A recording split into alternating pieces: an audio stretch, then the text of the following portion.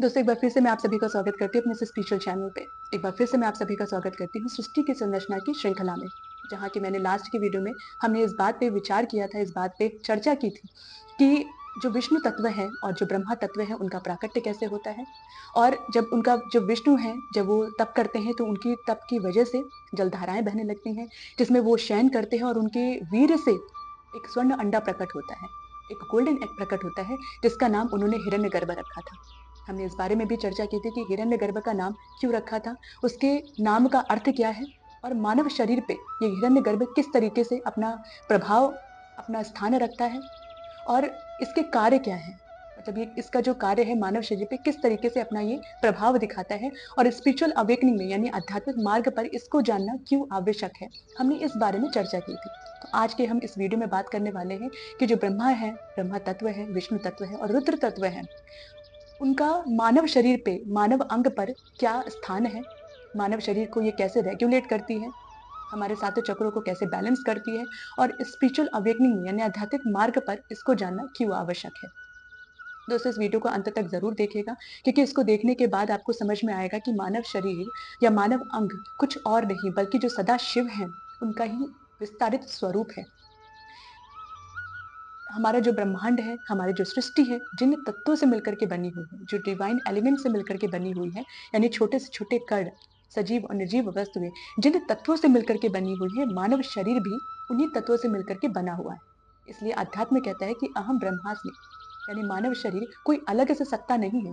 जिस तरीके से विष्णु और ब्रह्मा उस सदा शिव के अभिन्न अंग हैं, उनकी ही विद्याएं हैं, उसी तरीके से जो मानव शरीर है, जो मानव अंग है, वो भी सदाशिव का ही विस्तारित स्वरूप है। यानी ये मानव उस, यानी जो मानव है, यानी जो हम है, जो मनुष्य है, वो कोई अलग से सत्ता नहीं है, कोई अलग से कोई वस्तु नहीं है, बल्कि उसी सदाशिव की ही का ही अभिन्न रूप है, उनका ही अभिन्न अंग है। दोस्तों, हम अपनी रोजमर्रा की जिंदगी में हम इस बात को भूल जाते हैं कि हम सिर्फ एक मांस और हड्डियों का ढांचा नहीं, यानी मानव शरीर सिर्फ मांस और हड्डियों का ढांचा नहीं है, बल्कि अध्यात्म हमें ये मार्ग, हमें ये बात सिखाता है, हमें ये रियलाइज कराता है, जिसे हम सेल्फ अवेयरनेस कहते हैं, सेल्फ स्पिरिचुअल अवेकनिंग बोलते हैं, जिसे हम, हमें अध्यात्म मार्ग ये सिखाता है कि जो मानव अंग है वो सिर्फ मांस और हड्डियों का ढांचा नहीं है, बल्कि वो सूक्ष्म ऊर्जा का केंद्र है, जो कि उसी आत्मा यानी परम आत्मा का ही एक अभिन्न रूप है। जो आत्मा है अपना भाव प्रकट करती है, अपने भाव को प्रकट करने के लिए इस मानव शरीर को धारण करती है, इस स्थूल शरीर को यानी फिजिकल बॉडी को धारण करती है, और ये जो शरीर है वो उसी सदाशिव का ही रूप है। तो दोस्तों, अब इस वीडियो में हम थोड़ा आगे बढ़ते हैं। शिव महापुराण की रुद्र संहिता के द्वितीय खंड में नारद जी के ब्रह्मा जी से पूछने पर ब्रह्मा जी बताते हैं कि चूंकि नारद जी यहाँ पे श्री ब्रह्मा से आग्रह करते हैं कि उन्हें शिव का रूप और उनकी महिमा बताएं और ब्रह्मा, विष्णु और रुद्र की उत्पत्ति के बारे में बताएं, तब ब्रह्मा जी कहते हैं कि पूर्व काल में भगवान शिव निर्गुण, निराकार, शक्ति रहित, चिन्मयी तथा सत और असत से विलक्षण स्वरूप में प्रतिष्ठित थे। फिर वे ही प्रभु सगुण और शक्तिमान होकर विशिष्ट रूप धारण करके स्थित हुए। उनके साथ भगवती उमा विराजमान थी।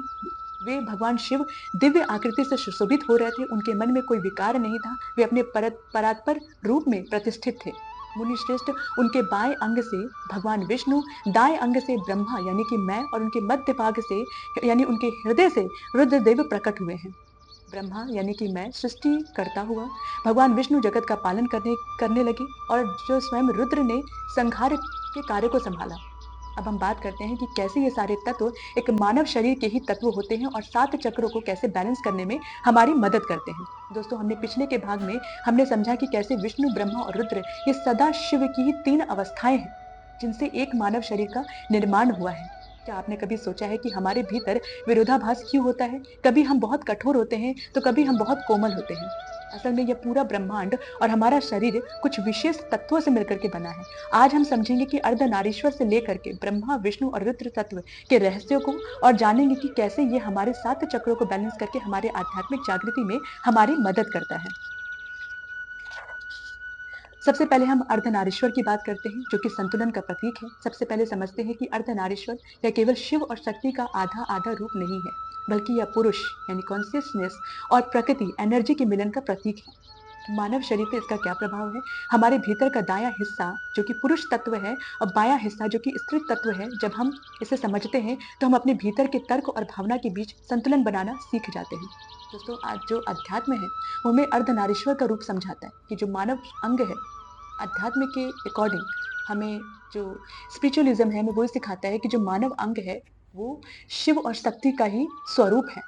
यानी जो मानव का जो मानव शरीर का जो दायाँ भाग है, वो पुरुष तत्व से मिलकर के बना हुआ है, यानी वो शिव का रूप है, और जो बायाँ भाग है, वो स्त्री तत्व से मिलकर के बना है, यानी कि वो जो जो माँ दुर्गा है, माँ जगदम्बिका है, उनका स्वरूप है, यानी स्त्री तत्व से मिलकर के बना हुआ है। तो स्पिरिचुअल अवेकनिंग में यानी आध्यात्मिक मार्ग हमें उसी 2 रूपों को बैलेंस करना सिखाता है। यानी पुरुष तत्व जो कि तर्क यानी डिसीजन मेकिंग का कार्य करता है, मैनेजमेंट का कार्य करता है, और स्त्री तत्व जहाँ पे क्रिएटिविटी, इंट्यूशन का काम करती है, इन दोनों को बैलेंस करना सिखाता है। अब त्रिदेव और रुद्र तत्व यानी डिवाइन एलिमेंट्स, इन्हें हम डिवाइन एलिमेंट्स भी कहते हैं। ये किस तरीके से मानव अंग पर अपना प्रभाव डालते हैं? सबसे पहले आते हैं ब्रह्मा तत्व, जिनका कार्य है क्रिएटिविटी, मतलब नई सोच, विचार और जीवन में कुछ नया शुरू करने की शक्ति। दोस्तों, जब हमारे मन में आता है, जब हमारे मन में कोई आइडिया आता है, जब हमारे मन में कोई क्रिएटिविटी आती है कि हमें कुछ नया स्टार्ट करना है, कुछ सोचना है, तो वो जो जो सोच आ रही है वो ब्रह्मा तत्व की वजह से है। विष्णु तत्व, जिनका कार्य है पालन करना, यानी जो भी हमारे पास है उसे संजोना, अनुशासन और करुणा के साथ जीवन जीना। दोस्तों, हमने कई बार सुना है कि हमें हमेशा ग्रैटिट्यूड यानी हमेशा कृतज्ञता के भाव में रहना चाहिए। जो कुछ भी हमारे पास है, जो कुछ भी भगवान ने या प्रकृति से मिला है, उसके लिए हमें हमेशा कृतज्ञ रहना चाहिए। हमेशा हमें एक ग्रैटिट्यूड अपना भगवान को समर्पित करना चाहिए कि उनकी ही ऊर्जा से, उनकी शक्ति से आज जो कुछ भी हमारे पास है, हम उसे बहुत अच्छे से उसका निर्वहन कर पाएँ। हमें जो भी रिस्पॉन्सिबिलिटी मिली है, यानी एक पिता के रूप में, एक माता के रूप में, एक भाई या बहन के रूप में, जो भी रिस्पॉन्सिबिलिटी है हमारे पास, उसको हम बहुत अच्छे से निर्वहन कर पाएँ। तो ये विष्णु तत्व ही इसको रेगुलेट करता है। अब आता है शिव तत्व, परम चेतना या प्योर कॉन्शियसनेस, या वह शून्यता है जहाँ सब शांत होता है या होने की अवस्था होती है। दोस्तों, शिव तत्व बहुत ज़्यादा इंपॉर्टेंट है क्योंकि स्पिरिचुअल अवेकनिंग में हम उस स्थिति में पहुँच जाते हैं। शिव तत्व अवेयरनेस, नॉलेज, सबसे जो सत्य मार्ग को हम कह सकते हैं, जो निराकार है, जो व्यापक है, जिसका रूप नहीं है, जो निर्गुण है। हम वो शिव तत्व है जब हम शून्यता की स्थिति में पहुँचते हैं। दोस्तों, जब तक हमारी स्पिरिचुअल अवेकनिंग पे हम नहीं चलते हैं, जब तक हमारी आध्यात्मिक जागृति नहीं होती है, हमारा मन इधर-उधर भटकता रहता है। हमारे मन में कई ऐसे विचार आते हैं कि कुछ करना चाहिए, या हम अपने मार्ग से भटक जाते हैं। हमें अपना गोल या हमारा लक्ष्य हमें स्पष्ट दिखाई नहीं देता। तो हम इसको समझने के लिए हमारा जो आध्यात्मिक मार्ग है, वो इसीलिए बहुत ज़्यादा इम्पोर्टेंट है। जब हम अपने आध्यात्मिक मार्ग पर और गहन तरीके से इसकी प्रैक्टिस करते हैं, हम जब बहुत इस पर प्रैक्टिस में जब हम बहुत उसको डीपली उसमें चले जाते हैं, बहुत डीप में जाते हैं, तब हमें जो हमारा मन है, वो जो हमारा चित्त है, वो शांत हो जाता है, और तब हम एक शून्य की कंडीशन पे पहुँच जाते हैं। यानी दोस्तों, आपको थोड़ा-सा याद होगा कि लास्ट के वीडियो में बताया था, जब हम शून्य की कंडीशन में पहुँचते हैं, तो हमें एक प्रकाश दिखाई देता है जो कि हिरण्यगर्भ है, जो हमारे मस्तिष्क के दोनों भाग में, जो मस्तिष्क का जो बीच का हिस्सा है, उसमें उसका निवास स्थान होता है, जहाँ पे हमें प्रकाश का अनुभव होता है, और उस स्टेज पे पहुँच करके हम शून्य की अवस्था में पहुँच जाते हैं, जहाँ हमारा मन या चित्त बिल्कुल शांत हो जाता है। यानी हमारे ज़िंदगी में, हमारी लाइफ में, हमारे जीवन में जितने भी सुख और दुःख आते रहते हैं, प्रॉब्लम्स आती रहती हैं, लेकिन जो हमारा मन है, वो शांत हो जाता है। हम उस जो भी जो भी हमारे सामने जो घटनाएँ चल रही हैं, हम उसकी प्रतिक्रिया नहीं देते, बल्कि उसको सोचने-समझने की शक्ति हमें मिल जाती है, जो कि आध्यात्मिक मार्ग पर चलकर ही मिल सकती है। रुद्र तत्व रूपांतरण, ट्रांसफॉर्मेशन, पुराने को नष्ट करके नए के लिए जगह बनाना, या डर और मोह को खत्म करने वाली ऊर्जा होती है। दोस्तों, ट्रांसफॉर्मेशन यानी जब हम स्पिरिचुअल अवेकनिंग यानी जब हम आध्यात्मिक मार्ग पर होते हैं, तो हमारी जो सोच होती है वो पूरी तरीके से बदल जाती है। हमारी पर्सनैलिटी, हमारा पर्सपेक्टिव पूरी तरीके से ट्रांसफॉर्म हो जाता है। जहाँ जब आपकी स्पिरिचुअल अवेकनिंग नहीं थी, जब आप इस मार्ग पे नहीं थे, तो आपको हर चीज़ की चिंता सताती थी।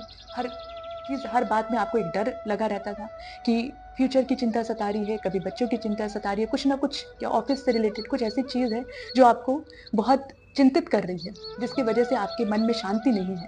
तो जो रुद्र तत्व है, इसे स्पिरिचुअल अवेकनिंग यानी आध्यात्मिक ताकि मदद से हम इसको एक्टिवेट करते हैं, ये तत्व एक्टिवेट होता है, जिसकी वजह से आपके अंदर का डर खत्म हो जाता है, आपके अंदर का कॉन्फिडेंस जो लेवल होता है, वो बढ़ जाता है और आपको समझ में आता है कि जो कुछ भी हमारे सामने चल रहा है, जो कुछ भी घटित हो रहा है, उस पे हमारा कोई भी कंट्रोल नहीं है।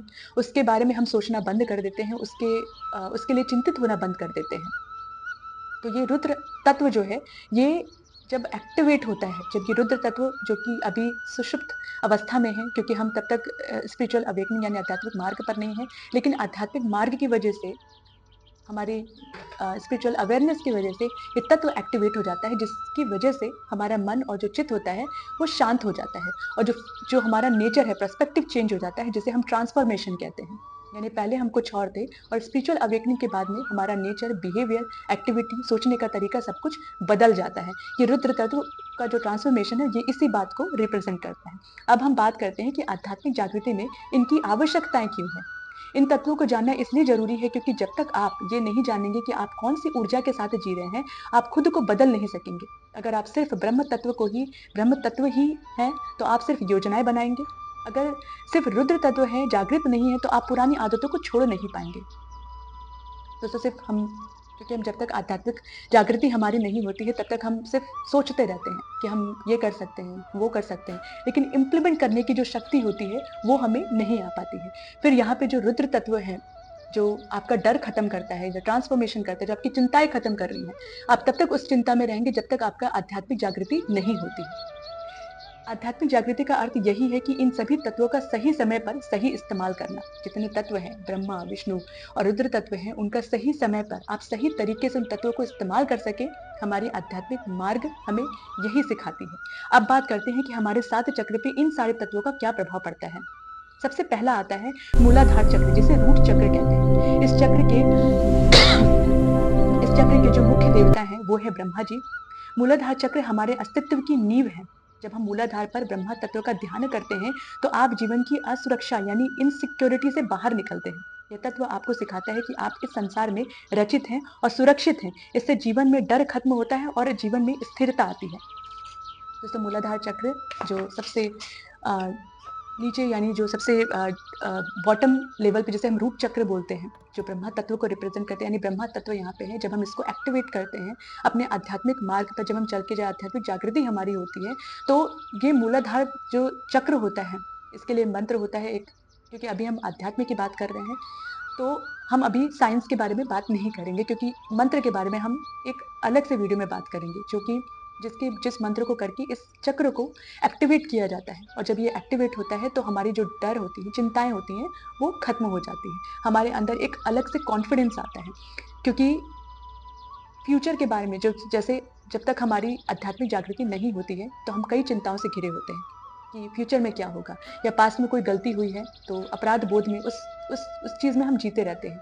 लेकिन जब हम मूलाधार चक्र को एक्टिवेट करते हैं, जब हमारी आध्यात्मिक जागृति होती है, तो ये जो भाव होते हैं, वो पूरी तरीके से खत्म हो जाते हैं। तो यहाँ पे ये जो ब्रह्मा तत्व है, जो ब्रह्मा एलिमेंट्स हैं, वो आध्यात्मिक जागृति की वजह से हमारी एक्टिवेट होती है, जिसकी वजह से हमारा पर्सपेक्टिव यानी डर और चिंताएं जो होती हैं, वो खत्म हो जाती है। अब आता है दूसरा स्वाधिष्ठान चक्र, जिसे सैक्रल चक्र भी बोलते हैं, जो शक्ति सृजन तत्व है। यह चक्र जल तत्व है और क्रिएटिविटी का केंद्र है। यहाँ शक्ति का प्रभाव होता है। अर्धनारीश्वर का स्त्री तत्व यहाँ सक्रिय होता है। जब आप अपनी भावनाओं और इच्छाओं को शक्ति के रूप में स्वीकार करते हैं, तो दबी हुई भावनाएं, जो सप्रेस्ड इमोशंस हैं, वो बाहर निकलती हैं। यह तत्व आपको आनंद और लचीलापन देता है। जो स्वाधिष्ठान चक्र है, इसमें ये शक्ति का और सृजन का तत्व है, जिसमें क्रिएटिविटी यानी आपका डर खत्म होता है।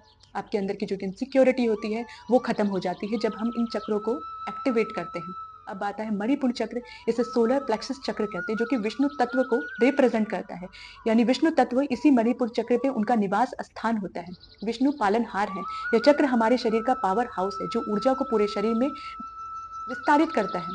मणिपुर चक्र को बैलेंस करने के लिए विष्णु तत्व यानी अनुशासन और मर्यादा की आवश्यकता होती है। जब आप अपनी शक्ति का प्रयोग दूसरों के कल्याण के लिए करते हैं, तो यह चक्र शुद्ध होता है। इससे आपका सेल्फ कॉन्फिडेंस बढ़ता है। दोस्तों, मणिपुर चक्र जब एक्टिवेट होता है, जैसे कि जब तक आप आध्यात्मिक मार्ग पर नहीं होते हैं, जब तक आप भी एक आम जिंदगी जी रहे हैं, वही कर रहे हैं जो दूसरा कर रहा है, तो ये जो चक्र होता है, ये अपनी एक साइलेंट कंडीशन में होता है। ये एक्टिव कंडीशन में नहीं होता है, जहाँ पे आप वही चीज करते हैं उन लोगों के साथ में अपनी ऊर्जा और टाइम को वेस्ट कर रहे होते हैं जहाँ पे आपको नहीं करना चाहिए, क्योंकि आपको उसका ज्ञान नहीं है। क्योंकि आपकी जो ये चक्र है वो अभी सुषुप्त अवस्था में है, जो एक्टिवेट नहीं है, जिसकी वजह से आपको ज्ञान नहीं है। आपको ये भाव नहीं आ रहा है कि आपको यह सोच वो वहाँ तक पहुँच ही नहीं रही है कि आपको कहाँ पे और कितना अपनी एनर्जी को लगाना चाहिए। यानी आप अपनी लाइफ को जी तो रहे हैं, लेकिन वो डिसिप्लिन नहीं है, एक बाउंड्री नहीं है, कोई अनुशासन नहीं है। जब ये चक्र, क्योंकि ये विष्णु है, विष्णु तत्व है, और विष्णु तत्व हमें अनुशासित रहना सिखाते हैं, मतलब वो पालन कर रहे हैं, तो हमें अनुशासन में रहना सिखाता है। तो जब ये चक्र एक्टिवेट होता है, तो आपका जब पर्सपेक्टिव चेंज होता है, तो आपको इंट्यूशन यानी आपका अंतर्मन आपको ये बात बताने लगता है कि किसके साथ, मतलब जो भी आपके आस-पास जो लोग भी हैं, इर्द-गिर्द जो लोग भी हैं, आप उन्हें चूज़ कर पाते हैं। उनके अकॉर्डिंग आप ये बात समझ पाते हैं कि आप अपनी ऊर्जा यानी अपनी टाइम जिस जगह पे लगा रहे हैं, आपको वहाँ लगाना चाहिए कि नहीं। अगर आप वहाँ पे लगा रहे हैं, तो आपका जो ग्रोथ है, वो रुक गया है, और जब ये चक्र बैलेंस होता है, तो आपके अंदर वो समझ आती है, जिसकी वजह से आपकी ग्रोथ और बढ़ जाती है, आपका चित्त और शांत हो जाता है। अब हम बात करते हैं अनाहत चक्र की, यानी हार्ट चक्र की, जिसे अर्धनारीश्वर तत्व भी कहते हैं। यहाँ पुरुष चेतना और स्त्री भावना का पूर्ण मिलन होता है। जैसे जो हमारा अनाहत चक्र होता है, जहाँ पे अर्धनारीश्वर तत्व की बात कर रहे हैं, यह सबसे महत्वपूर्ण है। यदि आप केवल तर्क यानी लॉजिक में जिएंगे, तो दिल कठोर हो जाएगा, और केवल भावना यानी इमोशंस में जिएंगे, तो कमजोर पड़ जाएंगे। अर्धनारीश्वर तत्व आपको करुणा और संतुलन सिखाता है। दोस्तों, ये भी बहुत इंपॉर्टेंट बात है कि कुछ जब तक आपका ये दोनों पार्ट, मतलब मानव शरीर, शिव यानी पुरुष तत्व और स्त्री यानी जो दुर्गा हैं, जो अंबिका हैं, उन दोनों का स्वरूप है, उन दोनों का ही एक संगम है। दोनों को बैलेंस करना बहुत ही ज़्यादा इम्पोर्टेंट है, क्योंकि अगर सिर्फ आप डिसीजंस लॉजिक लेकर के ले रहे हैं, जहाँ पे आपका इमोशंस खत्म हो गया, आपके अंदर की करुणा, विनम्रता, आपकी जो कृतज्ञता है, वो खत्म हो जाती है। और अगर स्त्री तत्व एक्टिवेट है, पुरुष तत्व एक्टिवेट नहीं है, तो आप सिर्फ और इमोशंस के बारे में सोचेंगे। आपका जो डिसीजंस होगा, वो इमोशंस के बेसिस पे होगा। तो जो ये अनाहत चक्र है, यानी जो हार्ट चक्र है, यहाँ पे जब आध्यात्मिक जागृति होती है, तो ये चक्र एक्टिवेट होता है, जहाँ पे ये दोनों तत्व हैं, जो पुरुष तत्व और स्त्री तत्व है, वो दोनों ही बैलेंस होते हैं। यहाँ पे आप तर्क भी ले सकते हैं, डिसीजंस भी ले सकते हैं, और आपके इमोशंस भी, यानी आपकी जो काइंडनेस है, वो भी बनी रहती है। इसे जानने से व्यक्ति बिना शर्त अनकंडीशनल लव करना सीख जाता है, जिसे हृदय चक्र खुलता है, यानी निस्वार्थ भाव से, निष्काम भाव से, जो कि ब्रह्मांड हमें सिखाता है। या भगवत गीता में आप बात करते हैं, तो जहाँ पे कर्म की बात भी हो रही है, जहाँ पे श्री कृष्ण अर्जुन को समझाते हैं कर्मों के बारे में, कि जो कर्म है वो निष्काम होना चाहिए, निस्वार्थ होना चाहिए। अगर कोई कार्य हो भी रहा है, अगर उसका रिजल्ट नहीं मिलता है, तो हम बहुत चिंतित हो जाते हैं। लेकिन जो अनाहत चक्र होता है, जब ये एक्टिवेट होता है, तो आप उसके बारे में चिंता करना बंद कर देते हैं। आप अपना कार्य जो कर रहे हैं, आप निष्काम भाव से कर रहे हैं, निस्वार्थ कर रहे हैं। तो उससे आपकी कोई आसक्ति नहीं है, आपका कोई अटैचमेंट नहीं है, आप डिटैचमेंट फ़ील करते हैं। आप कार्य कर रहे हैं, लेकिन रिज़ल्ट के बारे में आप चिंतित नहीं हो रहे हैं। जो कुछ भी आएगा, वो उस चीज़ को सोच कर के आप चिंतित नहीं हैं, आप बहुत बैलेंस हैं। और आध्यात्मिक जागृति में ये चक्र जब बैलेंस होता है, तो हम इसी स्टेट पे आ जाते हैं। विशुद्धि चक्र, जिसे हम छोटे चक्र भी बोलते हैं, ये रुद्र तत्व है। रुद्र रूपांतरण और शुद्धिकरण के देवता हैं। हमारे भीतर बहुत सारे कड़वे सच और अनकही बातें दबी होती हैं, जो इस चक्र को ब्लॉक करती है। रुद्र तत्व इन अशुद्धियों को जलाने की शक्ति देता है। जब आप रुद्र तत्व को अपनाते हैं, तो आप सत्य बोलने का साहस जुटा पाते हैं। यह टॉक्सिक विचारों को नष्ट करके आपके व्यक्तित्व को प्रभावशाली बनाता है। दूसरा नेक्स्ट जो चक्र आता है, वो है आज्ञा चक्र, यानी थर्ड आई, जिसे शिव तत्व बोलते हैं। शिव शुद्ध चेतना और साक्षी भाव, विटनेस है। आज्ञा चक्र पर पहुंचकर विचार शांत होने चाहिए। शिव तत्व शून्यता आपको यह समझने में मदद करता है कि आप मन या विचार नहीं है। जब आप साक्षी बन जाते हैं, तो मानसिक भटकाव कम हो जाता है और स्पष्टता आती है। यहाँ से आप अपनी नियति को देख पाते हैं। दोस्तों, आज्ञा चक्र वो जगह है जिसे हम थर्ड आई बोलते हैं, जो शिव तत्व का स्थान है। जब हम इस स्टेट पे आते हैं, जब हमारा ये बैलेंस होता है आध्यात्मिक जागृति की वजह से, तो हमारा मन शून्य में चला जाता है, जहाँ पे हम जहाँ पे हम भटक रहे हैं कि हमारा गोल क्या है, हमारा लक्ष्य क्या है। हम हमारे अंदर बहुत सारे कन्फ्यूज़न हैं, वो खत्म होता है, हमारे अंदर स्पष्टता आती है कि हमें अपना लक्ष्य साफ-साफ दिखाई देने लगता है। 7वां जो चक्र है वो है सहस्त्रार चक्र, जिसे हम क्राउन चक्र बोलते हैं। ये परम शिव और पराशक्ति यानी जो शिव शक्ति का मिलन अ, जो परम शक्ति यानी शिव शक्ति का परम स्थान है, जिसे हम सहस्त्रार चक्र यानी क्राउन चक्र कहते हैं, जो सबसे टॉप पे आपके होता है। यह वह स्थान है जहाँ सारे तत्व एक विराट रूप में विलीन हो जाते हैं। यहाँ पहुँचकर ईगो समाप्त हो जाता है। जब नीचे के 6 चक्र इन तत्वों के माध्यम से शुद्ध होते हैं, तो सहस्त्रार अपने आप खिल जाता है। यदि आपको मोक्ष और यही आपको मोक्ष और परम शांति की ओर लेकर के जाता है। दोस्तों, साथ जो 6 चक्र हैं, वो जब शुद्ध होते हुए जब बैलेंस होते हैं, तो अंत में जो सहस्त्रार जो क्राउन चक्र है, जिसे सहस्त्रार चक्र बोलते हैं, वो बैलेंस हो जाता है, जिसके बाद आपका पर्सपेक्टिव चेंज हो जाता है। जहाँ पहले आपके अंदर मैं की भावना थी, ये सब कुछ आप ही कर रहे हैं, सब कुछ आप अपने आप को संकुचित मानते हैं, अपने एक नाम पे, एक प्रतिष्ठा पे, जहाँ पे आपकी सोच संकुचित है। इस चक्र के बैलेंस होने के बाद आपकी सोच बदल जाती है, आपका ईगो खत्म हो जाता है और आप परमात्मा में अपने आप को विलीन एहसास होता है कि आप उसी परमात्मा का ही एक हिस्सा हैं। इस बात का एहसास आपको होने लगता है जब ये चक्र बैलेंस हो जाता है। अब हम बात करते हैं कि तत्वों के माध्यम से चक्र बैलेंस करने के क्या फ़ायदे हैं? सहज जीवन। अब आपको जीवन से लड़ना नहीं पड़ता। जब रुद्र तत्व कम करना हो, पुरानी आदतें छोड़नी हो, तब आप कठोर बन जाते हैं और जहाँ विष्णु तत्व चाहिए, जहाँ परिवार सँभालना है, वहाँ आप केवल कोमल बन जाते हैं। आपका जीवन सहज हो जाता है, जहाँ पे जब आप अपने रुद्र तत्व और विष्णु तत्व को समझ जाते हैं, तो जहाँ आपको कठोर होना है, वहाँ आप कठोर हो जाते हैं और जहाँ आपको कोमल बनना है, वहाँ आप कोमल हो जाते हैं। जब ये चक्र बैलेंस होता है, तो मतलब आपकी जो स्थिति है अब, वो एक बैलेंस की कंडीशन में है। मतलब आप प्रतिक्रिया नहीं कर रहे हैं, आप सोच करके, समझ करके अपने जो डिसीज़न्स हैं, अपने लॉजिक को लगा रहे हैं। मानसिक स्पष्टता, कन्फ्यूजन खत्म हो जाता है क्योंकि आप अर्धनारीश्वर भाव में दाएं ओर और बाएं ओर को समझ जाते हैं, वो संतुलित हो जाता है। इसलिए आपके अंदर स्पष्टता आ जाती है। अर्धनारीश्वर जो हमारा रूप है, जो शिव शक्ति का रूप है मानव अंग में, वो बैलेंस हो जाता है, जहाँ पे आप अपना लॉजिक, मैनेजमेंट और अपने इमोशंस को बैलेंस कर लेते हैं। ऊर्जा का ऊर्ध्वगमन, इन तत्वों को जानने से आपकी ऊर्जा मूलाधार यानी वासना में फंसी नहीं रहती, बल्कि सहस्त्रार चेतना की ओर बहने लगती है, जहाँ पे आपकी सोच की जो फ्रीक्वेंसी थी, बहुत लिमिट थी, बहुत संकुचित थी। जब ये ऊर्जा यानी प्राण ऊर्जा, दोस्तों यहाँ पे एक कुंडलिनी शक्ति होती है।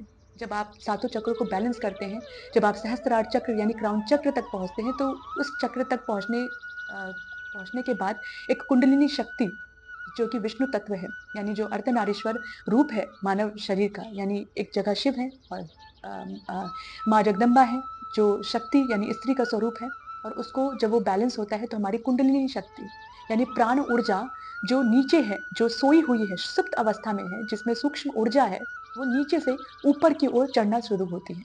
इसी को 7 चक्रों का बैलेंस कहते हैं और इसी कुंडलिनी शक्ति को विष्णु तत्व भी माना जाता है, यानी अर्धनारीश्वर फॉर्म को जो संचालित करता है, जो बैलेंस करने का काम विष्णु तत्व का है। यानी कुंडलिनी शक्ति, यानी जो आपकी प्राण ऊर्जा है, वो ऊपर की तरफ उड़ती है, जिसकी वजह से आपकी आपकी सोच, आपकी जो पर्सपेक्टिव है, आपका जो विचार है, वो आपका मतलब जो फिज़िकल रूप, जो आपका जो सोचने का तरीका है, वो पूरी तरीके से चेंज हो जाता है, जब हमारी कुंडलिनी शक्ति जागृत होती है।